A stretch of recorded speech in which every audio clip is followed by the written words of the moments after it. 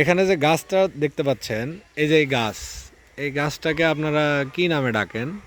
এই যে বড় বড় পাতা, সবুজ পাতা, অনেকে বলে পিঠে করা গাছ।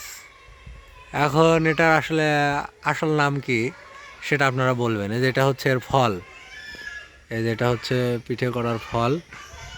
এই যে এরকম ছোট ছোট গোটা গোটা ফল হয়। আসলে কি কাজে লাগে সেটা জানি না, তবে অনেক ধরে এবং নিচে পড়ে পড়ে থাকে। বাচ্চারা সাধারণত ঢেলাঢেলি খেলে, এছাড়া এর আর কোনো উপকার আছে বলে আমার জানা নেই।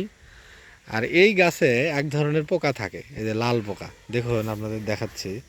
এই যে পোকাটা দেখতে পাচ্ছেন, এই যে এই পোকাকে ছোটবেলায় আমরা বলতাম কি মুরগি। এই পোকার নাম নাকি মুরগি, কিন্তু এর নাম তো আসলে মুরগি না, এর কোনো না কোনো নাম আছে। এর নাম আসলে কি আপনারা যদি জানেন তাহলে বলবেন যে এই পোকার নামটা কি। দেখুন উড়ে যাচ্ছে।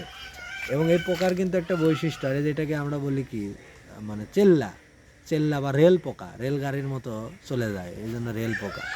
তো এই পোকাটা কিন্তু উঠতে পারে, এটাকে হেলিকপ্টার পোকা বললেও বোধহয় ভুল হবে না। তো এই গাছের সাথে এই পোকাটার খুব সম্পর্ক, সবচেয়ে বেশি এই পোকাটা দেখতে পেরেছি এই গাছের সাথেই।